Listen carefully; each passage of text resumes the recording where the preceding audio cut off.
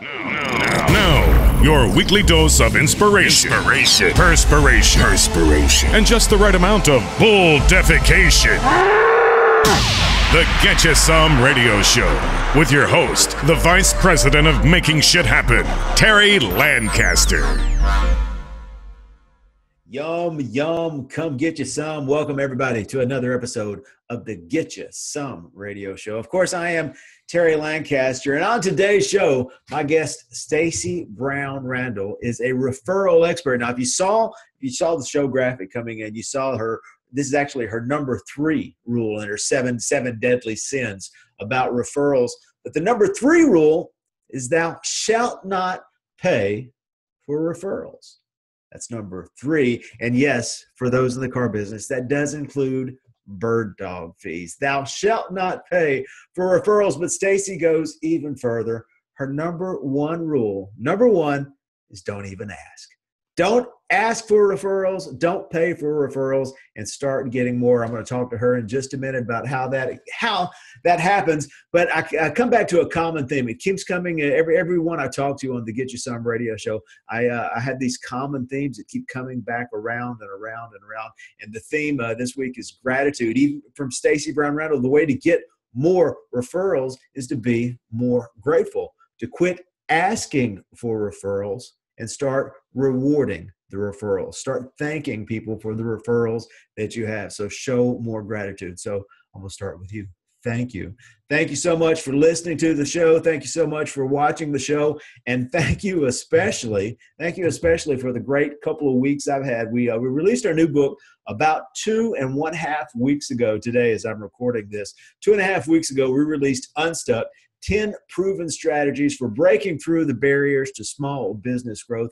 We released it 2.5 weeks ago, and for the last 2.5 weeks, it has been a number 1 new release in its category on Amazon. That is absolutely mind-boggling. I didn't know that was something that could even happen. 2.5 weeks as a number 1 new release. So thank you so much for doing that, for picking up the book, for reading the book, and for watching the show, for all the support everyone out there has been showing to me. I do really honestly appreciate each and every one of you. Don't forget to click on the button up above my head. If you're watching at my website, if you're watching anywhere else, go to terrylancaster.tv. Click on the big red button up above my head there.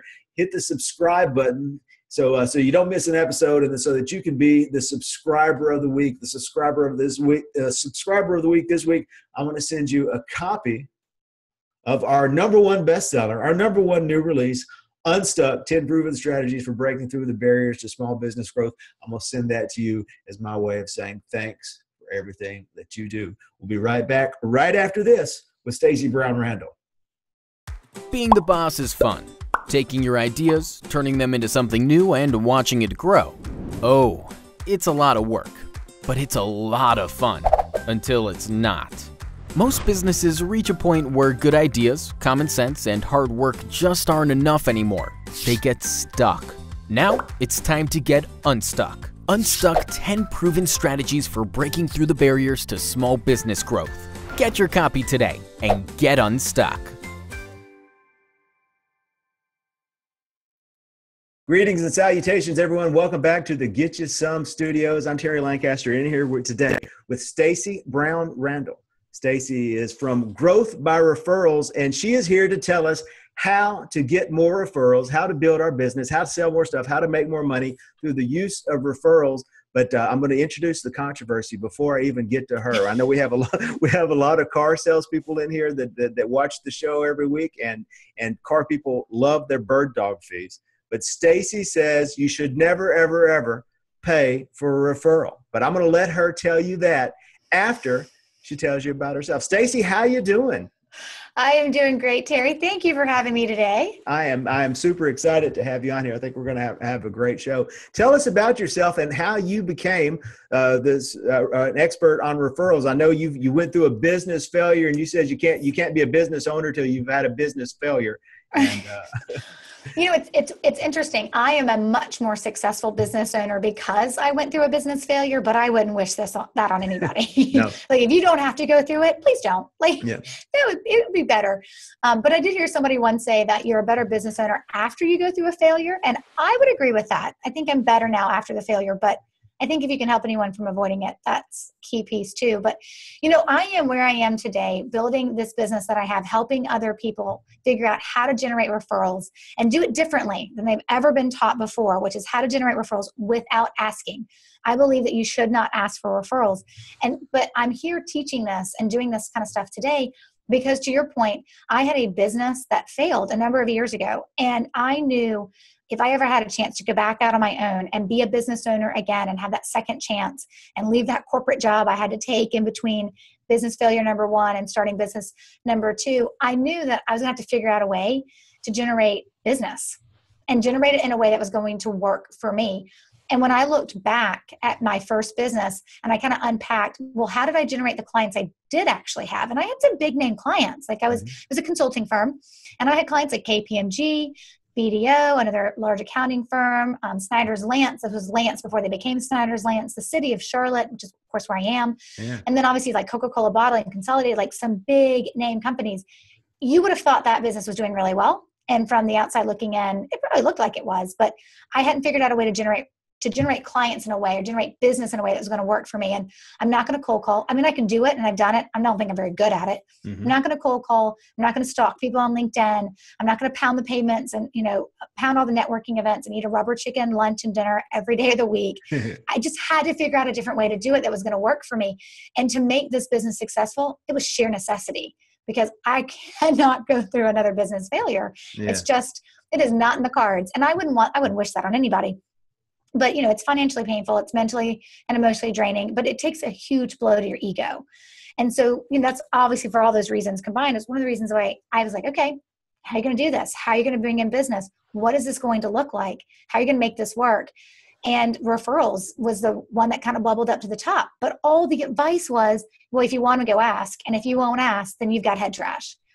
Yeah. And I just think that's bogus. And so, but I didn't know any better because that's all that's been taught for decades, like 30, 40 years. All the books out there, they have a chapter or the entire book is written on how to generate them, which is through asking and the scripts that you use and from an asking perspective. And I was like, there has got to be another way. And so when I started my business, my coaching practice, I was like, okay, let's generate referrals. Let's see what's at the heart of referrals, relationships. Okay, you can do that well. Let's see if you can generate referrals and let's do it without asking. And I did. And in my first year as a business coach, not like I had a 10-year reputation of a business coach, I generated over 100 referrals. It was 112 to be exact. And it was all because I had figured out a system, which is now what I teach other people. But I figured out a system how to generate referrals and unpacked where do they truly come from, what truly has to be there. And then I put that system, that plan, that process, whatever you want to call it, that strategy into place. And then I work it every year. And every year since, I've generated triple-digit referrals. But what's even better is when my clients have like better success than me or whatever their success looks like, then they're having that great success too. And that's really kind of how I've evolved to where I am today. So let's talk about where do referrals come from? So referrals come from relationships, period. Yeah. Nobody refers you because you ask them to. They just don't.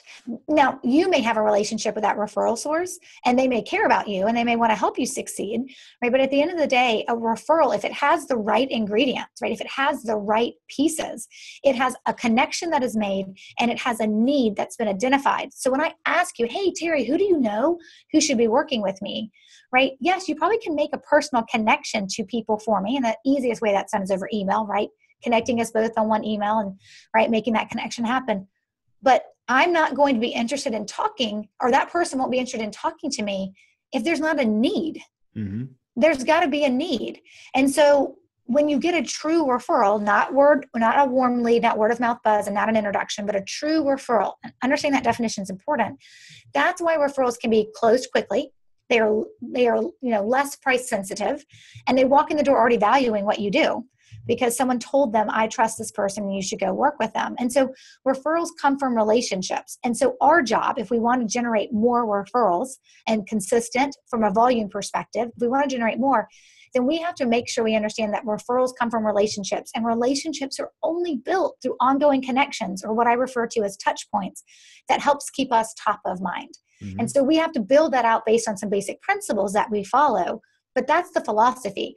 A referral only works, meaning it's easy to close, right? And for your top value, because they show up already trusting you because somebody else said trust them, and the need had already been identified for you. You just had to figure out if you were the right fit. And that's why referrals are so valuable. But it's, for whatever reason, it's just not taught in that way. And so it's taught to say, well, if you want them, ask. Well, if you ask, it's like you're cold calling me, and nobody likes that. Yeah. So it's kind of like a funnel. There's the word of mouth buzz. There's an introduction, and there's the referral. What was there was a fourth one. What was the other? Well, so warm lead. So warm lead, word of mouth buzz, introduction, and then referral. And most people think all of those are a referral. Mm-hmm. But if I kind of walked through and unpacked the different definitions of each, you would notice that in all of those, they are missing a connection or the need or both. So like a warm introduction is me saying, hey, Terry, company XYZ down the street really needs your services. The contact is Tom, and here's Tom's number. Give him a call. Right. Truth is, that's just a warm lead. There's nothing that says Tom is expecting my call or wants my call. And we have no idea that Tom knows that he needs what I do. You think he needs it. That doesn't mean he knows that he needs it. Yeah. Right? So it's just a lead. It's warm. It's better than cold, but it's still warm. Yeah. And word of mouth buzz is, hey, Terry, were your ears burning last week because I was talking about you? Talking to who? About what? For what reason? Right? So we're missing that connection, and we're missing, like, I know if you're talking about me, there's probably a need, but I don't know to whom. So I'm missing the personal connection. And then an introduction always has the personal connection, because it's like, hey, Terry, meet Stacey. Stacey, meet Terry. You guys should know each other. But there's no identified need. Mm-hmm. So why are we going to meet? Is this because I need another friend in my network? Yeah. Or is it because that person's identified that you or I have a need, and there's a reason for us to talk to each other? And that's the difference. Yeah. So how do you narrow it down and get more people to refer? How do you connect with people who had that need with people who need that need? Is that what? Yeah. So right. It's kind of like a tongue twister, right? Yeah. Yeah. So the truth is when you're looking at it from that perspective, we first have to identify who are our referral sources now. And there are a lot of people who I work with that don't have any. And so we're like, okay, we're starting from scratch. Who should be referring you? Clients are always easy. If you have a sticky client experience and people are willing to talk about you and refer people to you, you probably have about 30% of your clients that are probably built to refer. Like it's something that they would be willing to do if you could nudge them along without asking them and turning them off. Mm-hmm. And so from that perspective, it's knowing, okay, so who is referring me now and who should be? But it's not just clients. It's also our centers of influence. Our centers of influence can also refer us. They're the people who don't do work with us, right? So they don't know exactly what it looks like to work with us, but they know the people who need us. Mm-hmm. And so it's building up a base of those people. And, you know, most people, yeah, you're going to have between 10, maybe 20, maybe 30 referral sources. But if each of them were referring you a couple of year, you can see how quickly you can get to 100 referral sources or referrals in a year. Most people don't need that many. Most people need like a solid 12. I'd say it's kind of like that dozen range. Maybe it's a 2 dozen range of people who refer you. You have to do the work though. You have to identify who that is. Easiest way to do it, easiest action step to take is, well, sit down with your list of clients from the past and figure out where they came from. And any of those clients that came through a referral, boom, there's your referral source. Mm-hmm. Then we can build a way to develop a relationship in a way that you can manage it, because nobody has time to email someone every week a brand new article that I think you'd be interested in, that nobody's interested in. Right. Or that phone call to you every month to say, how's things going? I don't know what else to talk about because I call you every month. Nobody wants that either. But there is a way to build out a relationship where you can be memorable and meaningful. And I'm not talking about your newsletter you send every month that nobody's opening anyway. We'd like to think they're all opening it, but they're not, right? My mom reads mine. Well, and my parents read mine. Yeah. Right. Even though mine's extremely sporadic on purpose because I know nobody opens it. But the reality of it is that we need to figure out a way to get past the easy silver bullet automation, somebody else do it for me approach if we are truly serious about referrals, because we have to build relationships with these people. And I don't mean you have to see them every month. I don't mean you have to do a touch point every month. But what I mean is you better be memorable and meaningful, and you better figure out what it looks like to use the right language. And that's, I tell everybody, my secret sauce is the language that I tell folks to use when they're building these experiences, these relationships with their referral sources, because that's the way we plant the seeds so we never have to ask. And so it's kind of these pieces coming together to work.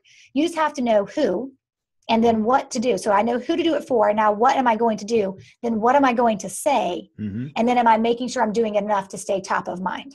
Yeah, and the words are the seed. So you just, I mean, you're basically talking about subliminally convincing people to refer you. So you're not asking them to refer to you, but you're making yourself referable. You're making yourself easy to refer, and you're giving yourself by building the relationship. You have a top of mind awareness, so that when the opportunity does come to refer someone, right. So what are the words? What's the seed that you plant? Well, that's not the language that I give away. That's the secret. That's what you got to buy. Oh my goodness. That's the piece you have to buy. But, I will tell you this. It always has a couple of the same information or the same pieces of language within the language that we would use. And the reality of it is like you said, like doing it kind of subliminally, like indirectly, it is, except that it's 100% genuine. Right. And that's the difference that I think most people are like, oh, what are the ninja mind tricks? I'm going to work on people, and what language do I say to make them agree with me before they've agreed with me? Like, it's not that stuff. It's none of that stuff. That's not genuine.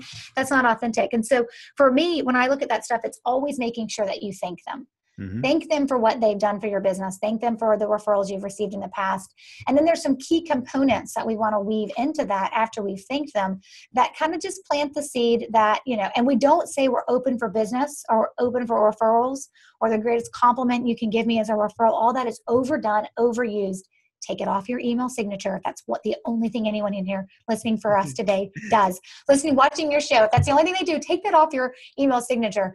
Because the truth is that it's not necessarily the repetition of how you say it, right? It's being meaningful and it's being memorable and meaningful, and then weaving in the right language for the moment. And so actually in my online program, when people go through it or they work with me one-on-one in a VIP day, there's a whole module. There's a whole section just based on the language, just based on what I refer to as kind of like the scripting. And there's 11, and I'm always adding new ones there. Right now there's 11 different scripts that we use that we have to know how to use, that we're using in the right way. But there's always that overview of kind of like, it always starts from being genuine and authentic and thanking them. And then we weave in the rest of the stuff we need to kind of plant the seed, but never asking. Well, my magic ingredient for almost everything is gratitude. If you start there and come to the place of gratitude, I mean, everything else will kind of fall into place. So that's my secret sauce. So okay, now for the jinky part. Now for the controversy. Do not pay for leads. Do not ever pay for referrals. Do not pay for referrals. Never pay for referrals. Don't do it. No bird dog fees. Are you kidding me? So, okay, here's the thing that I would say to the person who's like, blood has just started to boil, right? Yeah. Or they're maybe deciding that they're not enjoying this interview as much anymore, listening to it and watching it. So here's what I always tell folks. I'm not ever interested in breaking anything that's working for you.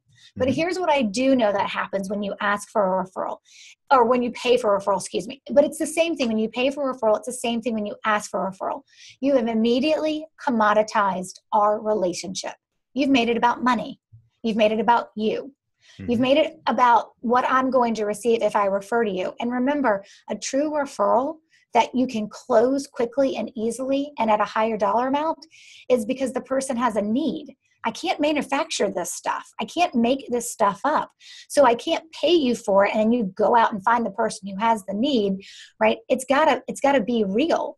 Now, I do know in some industries, right, that paying for the referral is very customary and the client knows it. The person being referred knows you're probably paying somebody who referred them to you. It's the same thing in the real estate agent industry, right? If another realtor refers you to another agent, that agent's going to receive a kickback out of the commission if you buy a house or sell your house, right? So I know that there are areas where it happens. All I'm saying is that if you've ever paid attention to the number of people you've paid for a referral and looked at that list, they all kind of represent a certain type of person. And they're the certain type of person that wants to be paid for doing your work, because that is effectively what you're asking them to do. They're doing your work.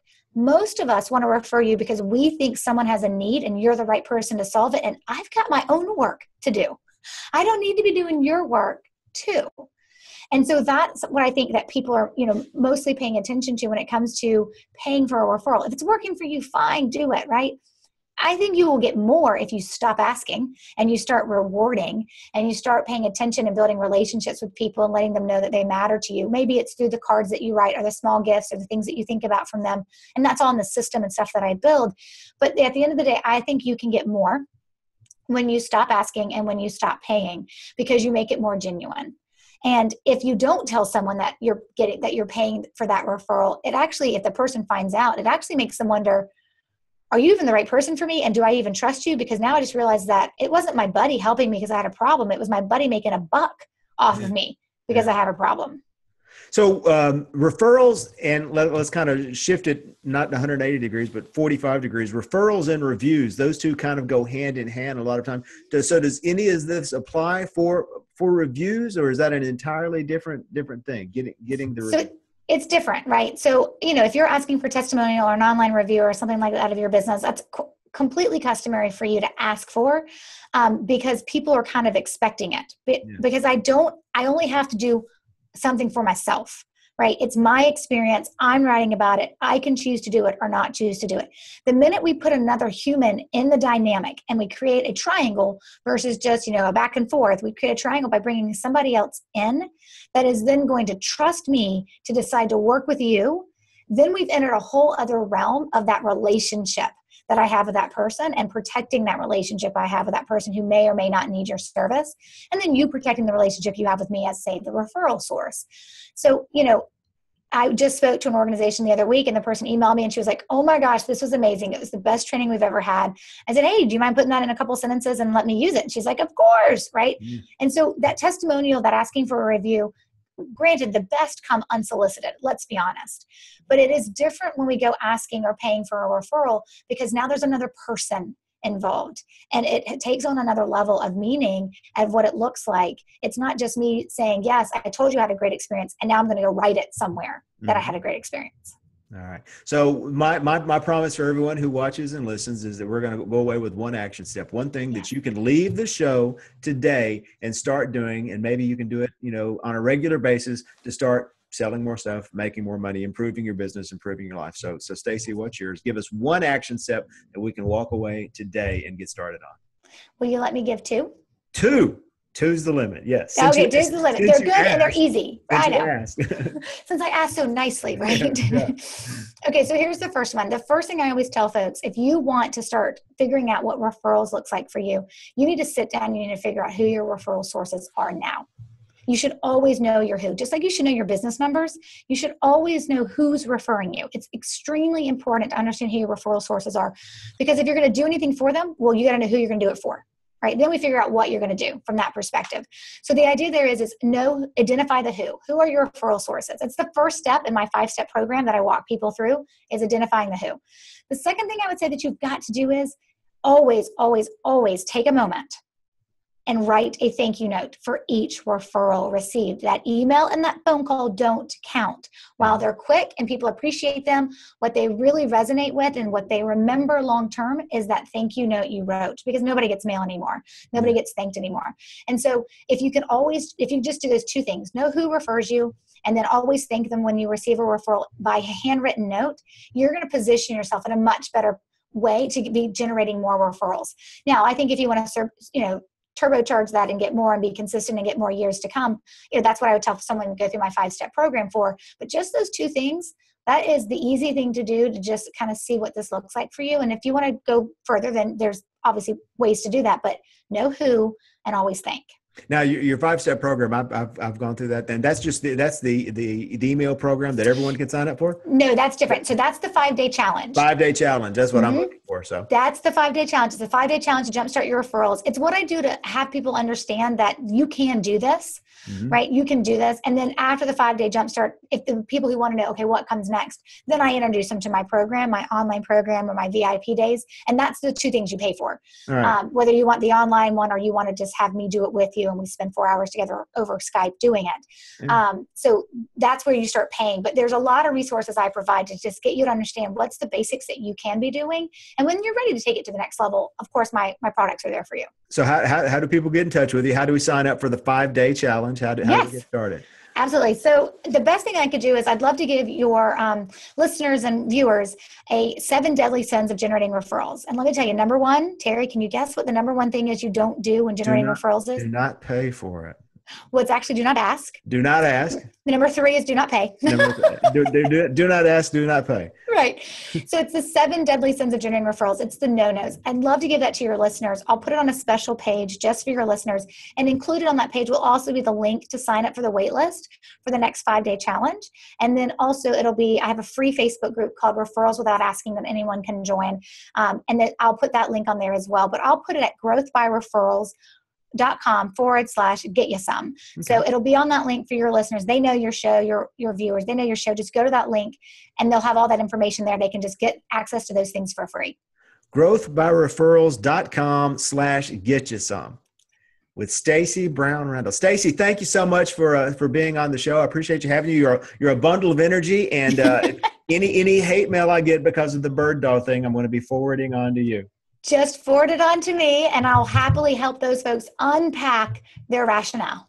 Thanks, Stacey. Have a great day. Thanks, Terry. Bye-bye. The Get You Some Radio Show. Yum, yum, get you some. Get you some. Thanks, Stacey. That was absolutely fantastic. I had a blast doing that. Loved everything that Stacey said, and it all ties in pretty good with what we got coming up next week on the Get You Some Radio Show. Stacey spent today's show talking about getting more referrals. My guest next week is going to talk about becoming referral ready.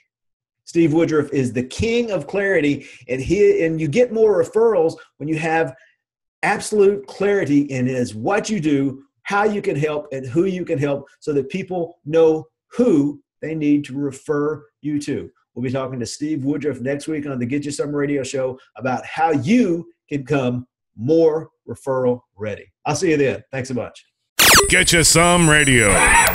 You've been listening to the Get You Some Radio Show. Subscribe today at terrylancaster.tv to hear more episodes, win valuable cash and prizes, and get free training to help you create an army of buyers who know, like, and trust you before they've ever even met you. It's a big, wide world, boys and girls. Get out there and get you some.